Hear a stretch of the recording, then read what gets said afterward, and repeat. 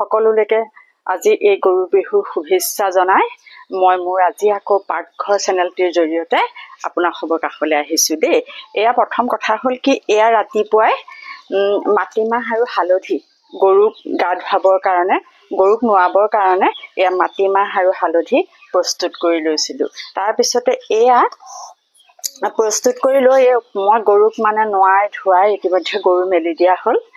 তাৰপিছতে এতিয়া গৰু আহিব। এয়া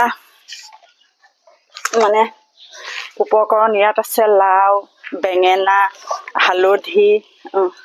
হালধি, থেকেৰা এই সকলোখিনি মিশ্ৰণ মানে হেৰি কৰি লৈ পেলাই এইটো চাট বুলি কয়। গতিকে এইখিনি এতিয়া মই গোহালিত ছটিয়ামগৈ। গৰু আহিব হৈছে। এয়া গোহালিত হেনো ইয়াৰ টুকুৰা অলপ মানে ছটিয়াই থ'ব লাগে। আজি গৰু বিহু দিনাখন গৰুৰ মানে মংগলৰ কাৰণে এয়া মানে দীঘলতি এয়া মাখিয়তী গোহালিত আঁৰি দিয়া হৈছে। গৰু অহাৰ লগে লগে সিহঁতক আজি পিঠা খুৱাম। পিঠা খুৱাই পেলাই নতুন ৰছীৰে সিহঁতক বান্ধিম। তৰাৰ ৰছীয়ে বান্ধে, কিন্তু আজি মানে আমি নতুন ৰছীৰে গৰু বান্ধিম। সিহঁতে আহক আৰু সিহঁতক পিঠা খুৱাম। আজি গৰুৰ বিহুৰ দিনাখন গৰুৰ উন্নতি কামনা কৰি আপোনালোকক এই মোৰ গোহালিকণ দেখুওৱা হৈছে। আৰু এইটো গাখীৰ খিৰোৱা পোৱালি, ইয়াক বান্ধি ৰাখিছোঁ।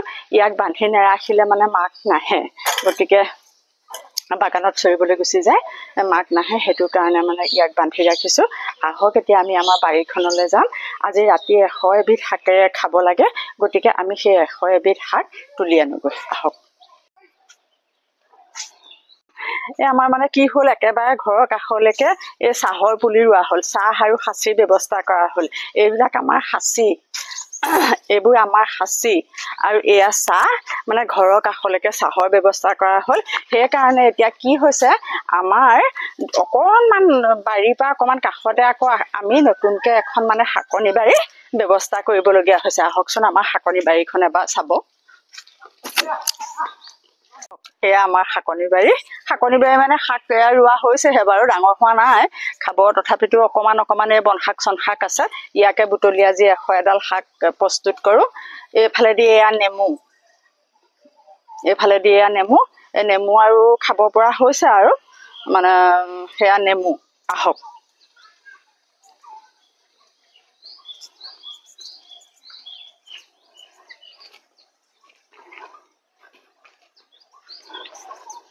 এয়া পালেং শাক। এই পালেং শাকৰো আজি মই কেইবাডালমান লওঁ। 100 এডাল হ'ব লাগিব নহয়। গতিকে কিছুমানে কয় যে সকলো বস্তু সকলো সময়তে নহয়, কিন্তু হয় দেই। এয়া পালেং শাক, এতিয়া পালেঙৰ বতৰ নহয়, পালেঙৰ বতৰ গৈছে, পালেঙৰ ছিজনটো গৈছে, কিন্তু এয়া আমাৰ পালেং আকৌ পৰাত এয়া পালেং ধুনীয়াকৈ হৈছে দেই।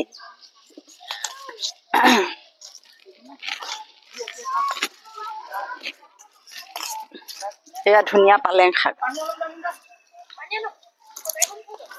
তাৰপিছতে এয়া কেইজোপামান উন্নত মানৰ মানে অমিতাৰ পুলি লগোৱা হৈছে। এইজোপা ৰঙালাও বগাইছে। তাৰপিছতে এয়া মানে দাংবডি বগাইছে, লাগিবলৈ মানে ফুলিছে আৰু লাগিবলৈ আৰম্ভ কৰিছে। এয়া হৈছে মানে তিহু।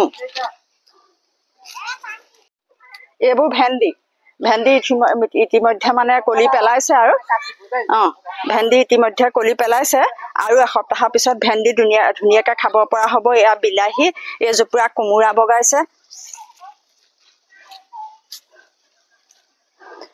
কোমোৰা বগাইছে। তাৰপিছতে মই 100 এবিধ শাকৰ মই 100 এবিধ শাকৰ বাবে আজি এজোপা পুৰৈ গছ 100 এবিধ শাক সংগ্ৰহ কৰিবৰ কাৰণে মই কোমোৰাৰ আগ, জাতিলাও আগ, ৰঙালাও আগ সকলো লৈছোঁ। এয়া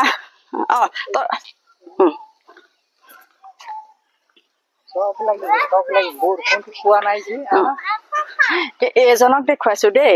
এইজন আমাৰ ঘৰৰ মানে 2 নম্বৰ গৃহস্থজন। এখেত এওঁ আমাৰ ঘৰতে থাকে। এই বাৰী ঘৰৰ পৰিচালনা এওঁৰে দায়িত্ব। গতিকে এওঁ আমাৰ ঘৰতে থকা মানে আমাৰ ঘৰৰে সদস্য দেই। মই এতিয়া এইবোৰ কেৰেলা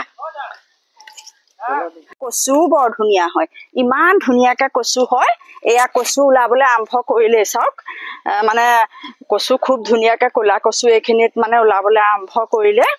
আৰু কথা এটা হ'ল কি বোলে, কথাৰ কথা যে কচু খাবা ওলাওতে কচু খাবা সোমাওতে। গতিকে এয়া কচু, এইটো পুখুৰী হৈছে হাঁহ চৰা পুখুৰী।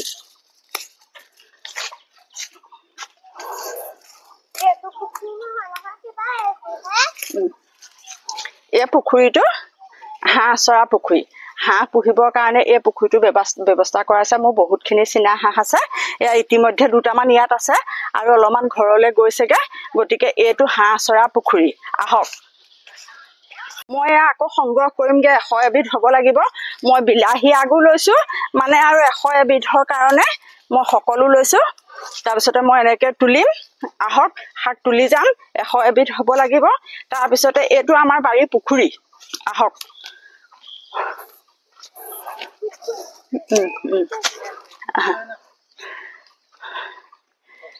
এই পুখুৰীটো আজি 10 দিন মানৰ আগতে সিঁচা হৈছে দেই।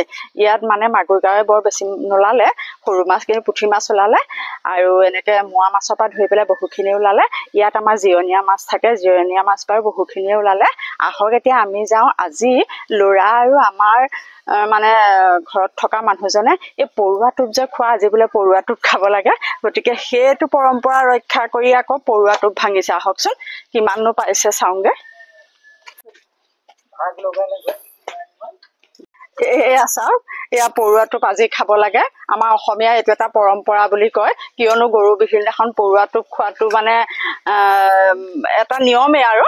গতিকে এয়া পৰুৱা টোপ মোৰ ল'ৰা, এয়া আমাৰ ঘৰত থকা মানুহজন, এয়া বোৱাৰী, সকলোৱে এয়া পৰুৱা বচাত লাগিছে। গতিকে আজি পৰুৱা টোপ এওঁলোকে খাবই।